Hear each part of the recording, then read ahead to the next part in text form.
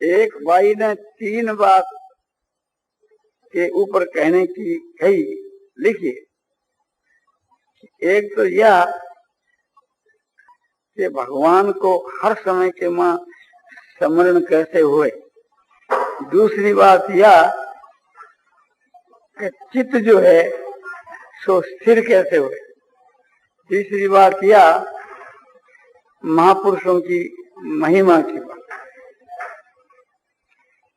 और दूसरी बाई की जो है उसमें यह है कि समय बहुत कम रह गए हो, इसलिए भगवान के प्रेम की बात कहो। ये 4 बात। तो भगवान के मां मन कैसे लगे, निरंतर भगवान के चरणा को या भगवान के स्वरूप को स्मरण कैसे हो, मैं को हर वक्त चिंतन कैसे हो, तो इसको उत्तर यो है कि भगवान के मां प्रेम होने से, भगवान के मां प्रेम होने से भगवान को चिंतन हो। संसार से तो वैराग हुए और भगवान के मां प्रेम हुए। वर्तमान में क्या बात है, संसार में तो प्रेम है और भगवान से वैराग। तो जो भगवान से वैराग है, जिसको वैराग तो करे संसार से, और जो संसार के मां प्रेम है वो प्रेम करे भगवान से। दोनों जो है उल्ट फेर कर दे।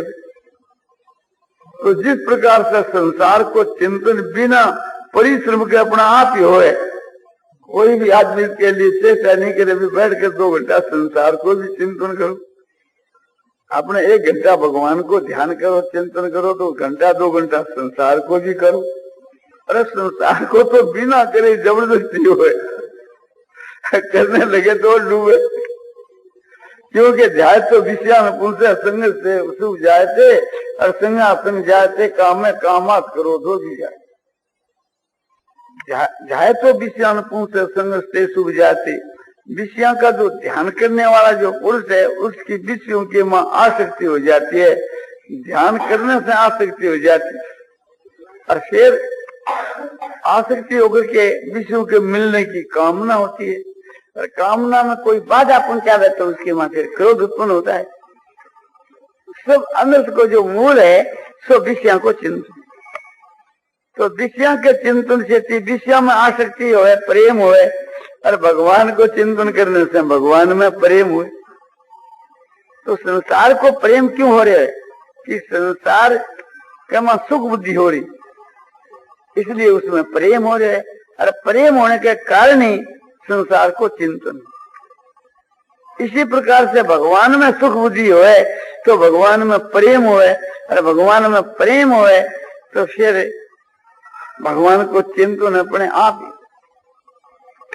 तो संसार के मां जो आपकी सुख बुद्धि है वो सुख कैसे है कि भगवान जो आनंद स्वरूप है, और भगवान जो आनंद स्वरूप है वो आनंद भी बड़ो विलक्षण है, सात्विक आनंद से भी बढ़ करके है। वो चेतन आनंद है, ज्ञान स्वरूप आनंद है, बोध स्वरूप आनंद है। सप्तम ज्ञानम अनंतम ब्रह्म, ब्रह्म सप्त स्वरूप, ज्ञान स्वरूप, बोध स्वरूप, आनंद स्वरूप। विज्ञान आनंद घन ब्रह्म, ब्रह्म जो सो विज्ञान आनंद घन है। तो ब्रह्म जो एक समझो कि अनंत जो आनंद स्वरूप है, उसको समझने के लिए आपको उपमा दी जाती है। उसके लिए कोई उपमा तो है ही नहीं, वो अप्रमेय है। किंतु अपने यहाँ सबसे बड़ो स्थान सो सागर है, सागर यानी समुद्र। तो भगवान तो सागर के समान है, और सागर की एक बूंद होए उसके समान भी सारी दुनिया को आनंद मिलकर के नहीं हो सकता। सारी दुनिया के जितने समझो कि प्राणी हैं, मनुष्य क्या देवता क्या, और सबको जो सुख है, सात्विक सुख है, ऊंचे दर्जे को सुख है, वो सबको मिला करके के यदि हिसाब लगाया जावे तो उस भगवान जो आनंद सागर है, उस आनंद सागर की एक बूंद के समान भी नहीं हो सके। और फिर ये संसार को सुख तो मिथ्या है और वो सो सच्चो है। और तुम तो बूंद के समान नहीं, और फिर ये मिथ्या है, क्योंकि नास्तो विदते भाव ना भाव विदते सत, सत का तो कभी अभाव नहीं होता और मिथ्या पर सुख कायम नहीं। तो संसार को जो सुख है जिसको इस जाति को है, तामसी और राजसी सुख है, वो तो घोर एक प्रकार से पतन करने। तामसी सुख उनको की नींद में, आलस्य में और प्रमाद में जो सुख है, निद्रा प्रमादोतम तत्ताम समुदारितम, निद्रा आलस्य और प्रमाद से उत्पन्न हुआ जो सुख है वो तामसी सुख है। और इंद्रियां और विषयों के संयोग से जो सुख होता है, इंद्रियों के और विषयों के संयोग से जो विषयों के भीतर में जो सुख होता है वो है सो राजसी सुख है। वो आरंभ के बीच के मां तो अमृत के तुल दिखे, और परिणाम उसको विष के समान, विष खाने से आदमी मर जाता है, और आरंभ के मां वो दिखे अमृत के समान। जैसे पतंगीय जानवर दीपक के शिखा के पास में जाते हैं, उसको वो चमक दमक अमृत के समान दिखती है, दौड़ते दौड़ कर जाते हैं, नतीजा क्या होता है कि झुलस करके तरफ तरफ करके मर। तो संसार के विषयों को सुख भी इसी प्रकार की जाति को, तो तामसी और राजसी सुख को तो एकदम त्याग कर ही देना। सात्विक जो सुख है उसमें अटकनों नहीं थी, नहीं तो वो सात्विक सुख भी एक प्रकार से राजसी तामसी से श्रेष्ठ है, किंतु वो बांधने वालों है। सुख संज्ञे न बदनाती, ज्ञान संज्ञे न चांगे। जो दिन ध्यान में भगवान कहते हैं वो सुख के आसक्ति से, ज्ञान की आसक्ति से बंद है, उसमें बड़ो भारी सुख है। राजसी तामसी सुख की अपेक्षा सात्विक सुख है तो बड़ो दामी है और बहुत ऊंचे दर्जे को है, किंतु वो एक प्रकार से अटका दे। अटकानो ये है कि उठे अटकनो नहीं चाहिए। सात्विक सुख को पाकर के केवल में बड़ो आनंद मिले, बड़ी अपने शांति मिले, बहुत में ज्ञान मिले, और में आदमी बस कहे कि भाई यो ये सबसे बढ़कर सुख है, वहां अटक जाता है, बांध ले। नहीं, अपने तो और आगे बढ़ना चाहिए, मैंने भी एक प्रकार से यहीं छोड़ देना चाहिए, बोले चलो। तो वो अपने गुणातीत, गुणों से अतीत जो असली जो सुख है परमात्मा को स्वरूप की प्राप्ति हो। तो पहले तो अपने सात्विक सुख ने प्राप्त करना चाहिए, उसके बाद वो गुणों से अतीत की बात की जाए। सात्विक सुख जो ज्ञान से, ध्यान से, ईश्वर की भक्ति से, वैराग से, सत्संग से जो सुख है वो सात्विक सुख है। आत्म बुद्धि प्रसाद्यम, आत्मा अंतःकरण शुद्ध होने से, प्रसन्न होने से जो मिले वो सात्विक सुख है। और इसके आगे को जो सुख है वो गुणातीत को सुख है, वो परमात्मा के स्वरूप की प्राप्ति को है। तो पहली सीढ़ी है सात्विक सुख की प्राप्ति करनी, फिर उससे पार जाना। और उसके पार को जो परमात्मा की प्राप्ति को जो सुख है उसके मुकाबले तो समझो कि तीनों लोकों को सुख शामिल करने से भी उसके समान हो ही नहीं सके।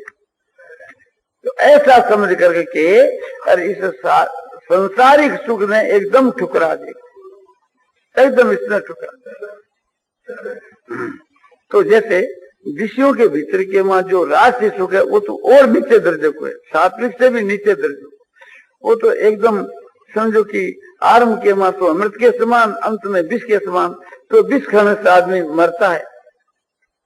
ये संसार के विषय भोगों को जो विष है ये तो बार बार मारे, यहाँ से वो महाविष है। तुलसीदास जी कहे भी कि नर तनु पाए विषय मन देही,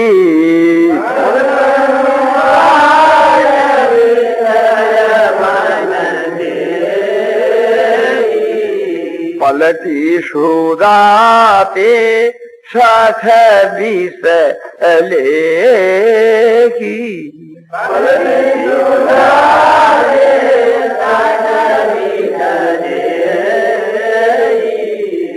जो मनुष्य को जो शरीर है तो इसके पूर्व में यह बात कह दी कि संसार के विषय भोगों के लिए नहीं मिले। तो क्या स्वर्ग के लिए? बोले नहीं, स्वर्ग के लिए भी नहीं। तो किसके लिए? परमात्मा की प्राप्ति की। किंतु मूर्ख आदमी ये मनुष्य को शरीर पाकर के जो विषय भोगों के मन लगाता है, वह मूढ़ अमृत के बदले में विष को पलट करके लेता है। ये मनुष्य का शरीर परमात्मा की प्राप्ति के लिए मिला है और उसको एक प्रकार से उसकी अवहेलना कर करके और विषयों को भोगता है, तो मूर्ख उससे तो वंचित रह जाता है और इसके बदले में संसार के विष का पान करके जन्मता मरता है। ध्यान तो विषयानुकूल से ऐसे बुझाते, विषयों का ध्यान करते हुए पुरुष की आसक्ति समझो विषयों में हो जाती, तो विषयों के वहां सुख बुद्धि होने से उसका चिंतन होता है और चिंतन होने से उसमें आसक्ति होती है। यही बात परमात्मा में समझनी चाहिए कि परमात्मा आनंद स्वरूप है, आनंद घन है, ऐसा समझ करके और परमात्मा का चिंतन करने से परमात्मा में प्रीति होती है और प्रीति होने से परमात्मा की प्राप्ति हो जाती। ये बात प्रातः काल भी आपको बतलाई थी कि हरि व्यापक सर्वत्र समान,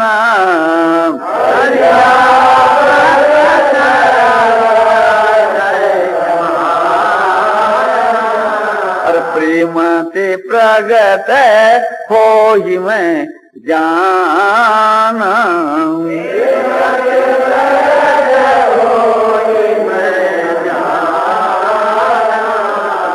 हरि शब्द के मां व्यापक है और वह प्रेम से प्रकट होते। शिव जी देवताओं की सभा में कहते हैं कि इस बात को मैं जानता हूं। भला शिव जी नहीं जानते तो कौन जाने? तो अपना प्रेम को प्राप्त करना चाहिए। एक बहन की चिट्ठी भी भगवान में प्रेम कैसे हो, तो दोनों चिट्ठी हल हो जाती है प्रेम होने से। कि प्रेम होने से भगवान का चिंतन करना नहीं पड़ता, अपने आप ही प्रेम होने के बाद भगवान का चिंतन होता ही रहता है। जैसे विषयों के मां प्रेम किसी को करना नहीं पड़ता, किसी इस विषय में कोई उपदेश की आदेश की अपने आवश्यकता नहीं।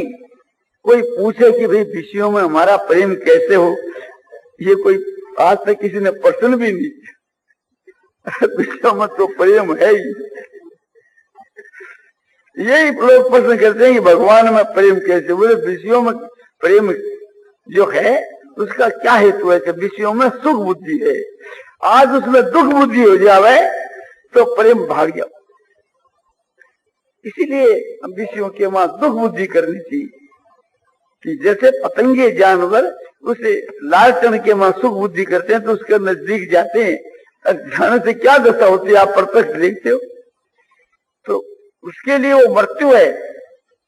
इसी प्रकार से हमारे लिए संसार के विषय भोग है तो विष के तुल्य है, साक्षात हमारे लिए मृत्यु के तुल्य है।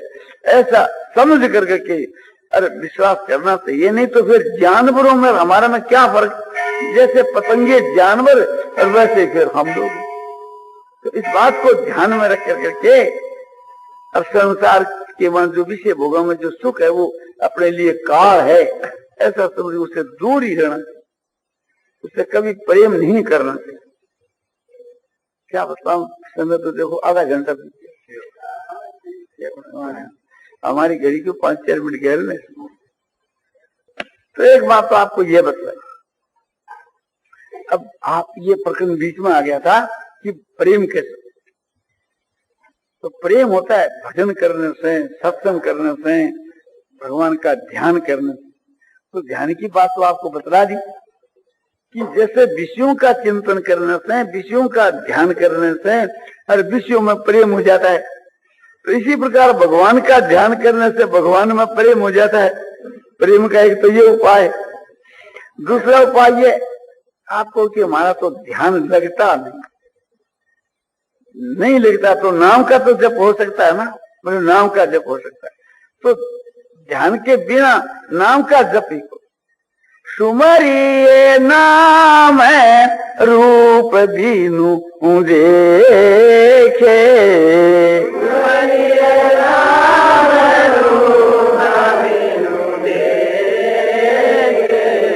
होत हृदय स्नेह विषेखे।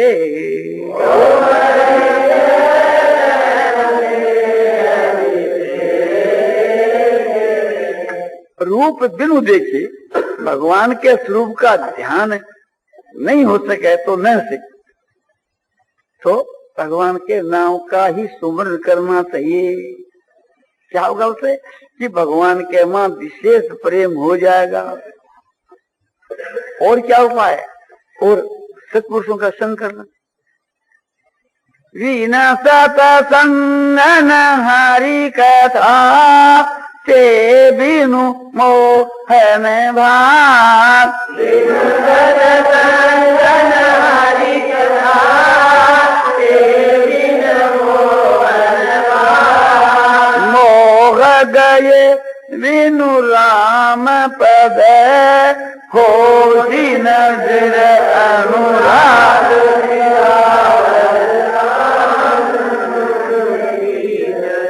सत्संग के बिना हरि की कथा हमको नहीं मिलती।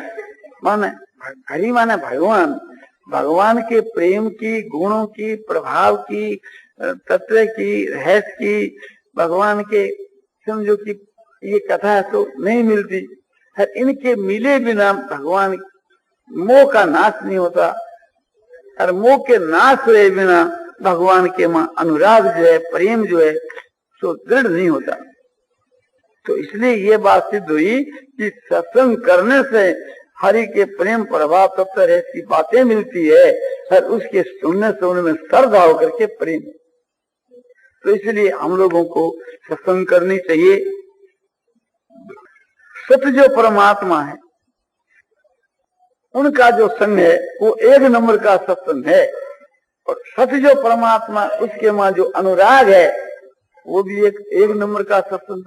तो भगवान के मां प्रेम और भगवान का संग, भगवान के साथ में हमारा संबंध हो जावे, या भगवान से हमारा मिलन हो जावे, या भगवान के मां समझो कि हमारा प्रेम हो जावे, तो वो तो एक नंबर का सत्संग है।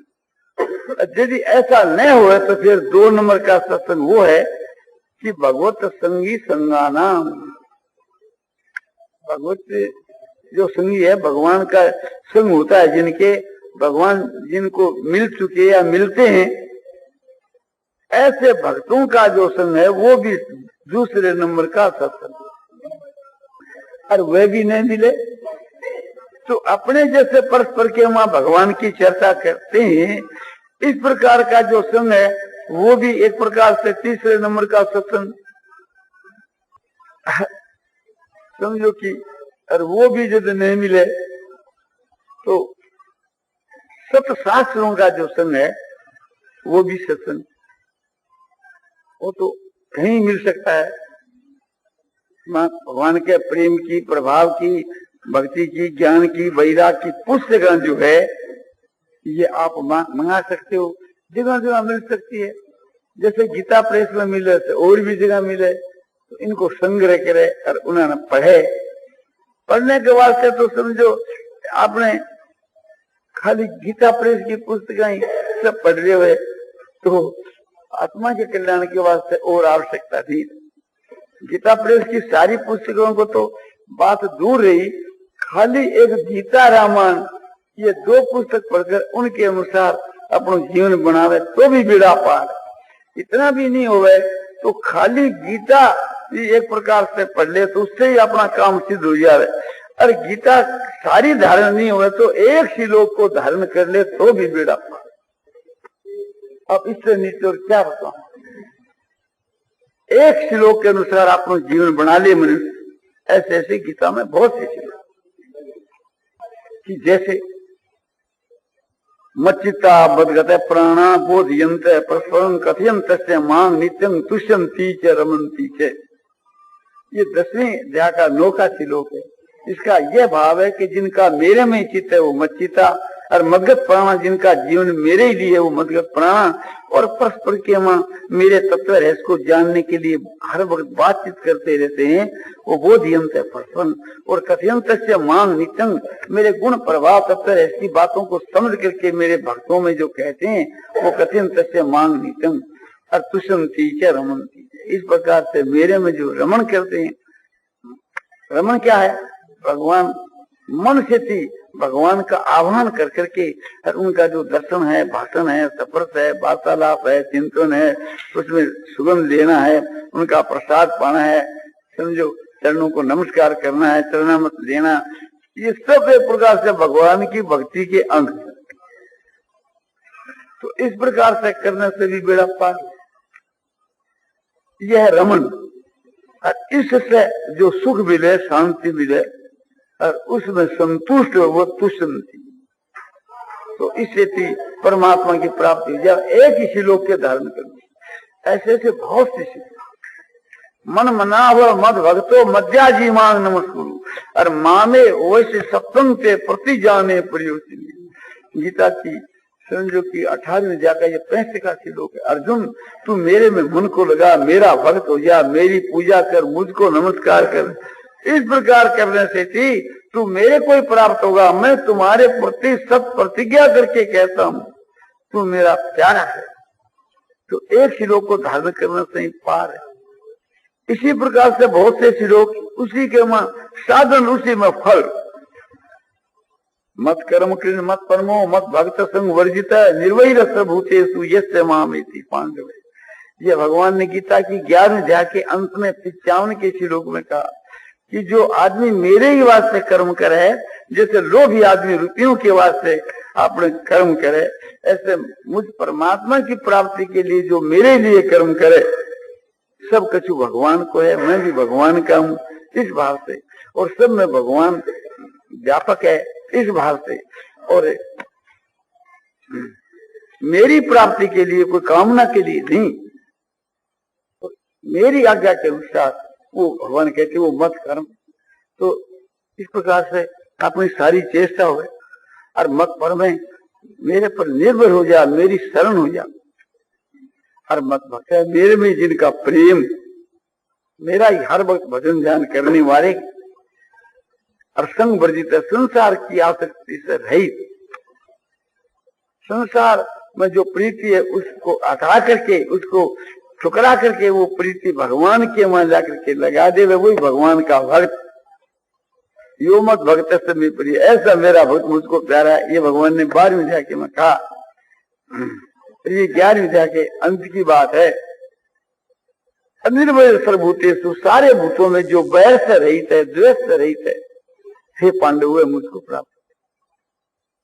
तो ये आपको बताया, एक श्लोक को भी धारण के लिए तो बड़ा पार है।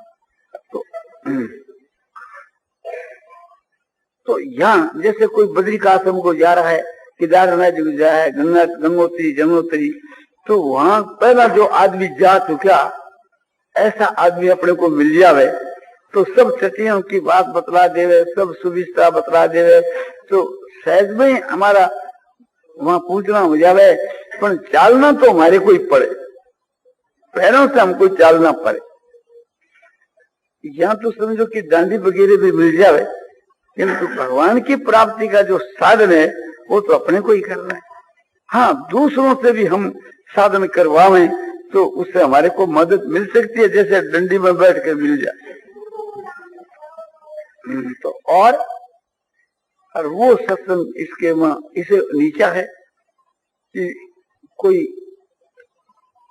तीर्थ में गया हुआ तो नहीं है, किंतु हम भी तीर्थ जाना चाहते हैं, दूसरा भी जाना चाहते हैं, ऐसा भी संग जिज्ञासुओं का मिल जावे तो वो भी ठीक है। और ये भी नहीं मिले तो तीर्थों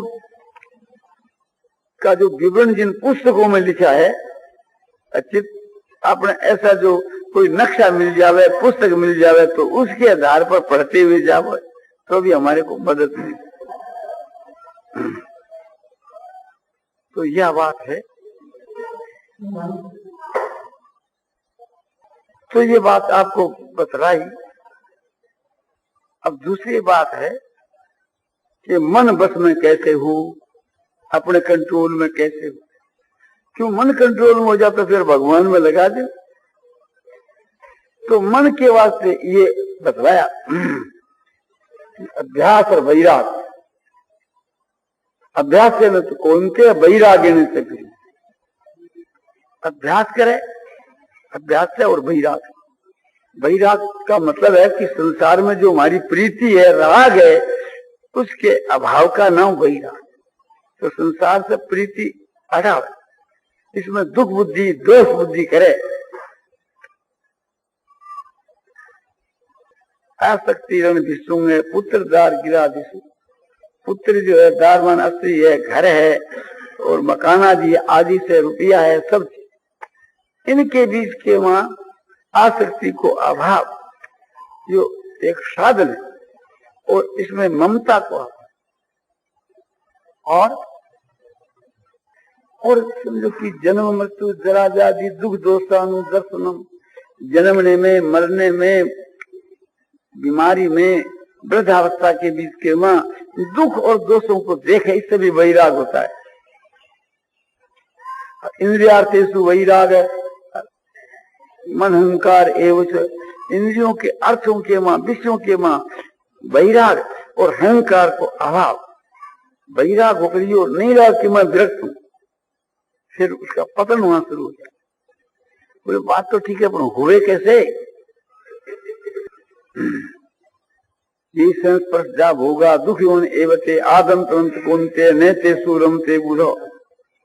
इंद्रियों और विषयों का जो संग है और इससे उत्पन्न होने वाला जो सुख है, वो कैसा है कि दुख के हेतु है, और कैसा है कि आदि अंत वाले क्षण भंगुर है। तो इनको नाशवान माने, क्षण भंगुर माने, ये घृणा करने के योग माने, भयदायक माने, इस प्रकार समझने से इससे वैराग हो जाए। यही बात समझ करके जो विवेकी है वह नहीं रमते, मूर्ख लोग रमते। तो वैराग का आपको उपाय बताया, और वैराग होने से थी बस फिर आप इस संसार के चिंतन का नाश होकर के भगवान का चिंतन होने लगे। अस्वस्थ मेनन सुविरूढ़ मूले मसंग शस्त्रे दृढ़े निश्चित्वा। ये संसार रूपी जो वृक्ष है, संग नाम राग का है, असंग नाम वैराग का है, संग का अभाव असंग।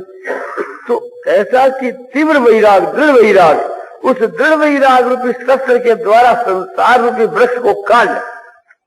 कैसा वृक्ष है कि उसकी मूला जो है तो बहुत ही एक प्रकार से दृढ़ है, इस वास्ते शस्त्र भी दृढ़ होना चाहिए।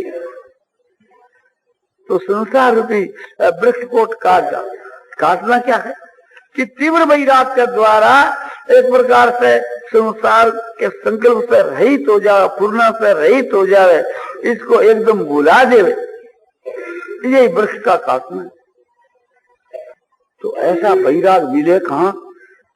वैरागवान पुरुषों के पास, उनके संग करने से, इस विषय के पुस्तकों का पढ़ने से वैराग हो, और वैराग से ये सब अपने काम सिद्ध हो जाते। तो संसार से वैराग दूसरा बताया अभ्यास। अभ्यास जो है, नाम का जो जप है, ये भी अभ्यास के अंदर है। शास्त्रों का जो अध्ययन है, इस शास्त्र अभ्यास को भी अभ्यास कहते हैं। प्राणायाम करना, प्राणायाम का नाम भी अभ्यास है। और ध्यान के लिए जो प्रयत्न किया जाए उसका नाम भी अभ्यास है। महर्षि पतंजलि कहते हैं तत्र स्थितो यत्नो अभ्यास। परमात्मा के विषय में तत्र सर्व से परमात्मा ले लो, उस परमात्मा के मां स्थिति होने के लिए जो प्रयत्न किया जाए उसका नाम अभ्यास। और वो अभ्यास कैसा होना चाहिए कि सेतु दीर्घ काल निरंतर सत्कार सेवी तो दृढ़ होगी। वह वैराग सदा सर्वदा नित्य निरंतर आदर पूर्वक अभ्यास किया जाए। ऐसा नहीं कि माला फेर रहे तो माला नींद आ गई, माला गिर गई। पुस्तक का अभ्यास कर रहे हैं तो पढ़ते पढ़ते गीता की पुस्तक गिर नींद आ गई। ये आदर पूर्वक अभ्यास नहीं है, तो ये तो एक अवहेलना कर नहीं, श्रद्धा भक्ति पूर्वक, आदर पूर्वक, प्रेम पूर्वक ऐसा अभ्यास करें। पुस्तक का भी हम आदर करें कि पुस्तक को मस्तक से लगाएं, अपने से उच्च आसन पर उसको उसकी स्थापना करें, ये आदर है। जप करें तो जप का ये आदर है कि वो जप जो है श्रद्धा भक्ति पूर्वक करें, प्रेम पूर्वक करें, निष्काम भाव से करें, गुप्त भाव से करें, और किसी को पता नहीं लगे, मन से करें, तो वो आदर पूर्वक है। इस प्रकार का अभ्यास करने से ये काम की सिद्धि होती है। दृढ़ भूमि माने वो दृढ़ वैराग, दृढ़ अभ्यास, तो दृढ़ अभ्यास होने से, दृढ़ वैराग होने से क्या होगा कि शीघ्र ही परमात्मा की प्राप्ति हो जाए। शीघ्र, तीव्र संवेगा नाम आसन में हमारे पतंजलि ने कहा कि तीव्र वेग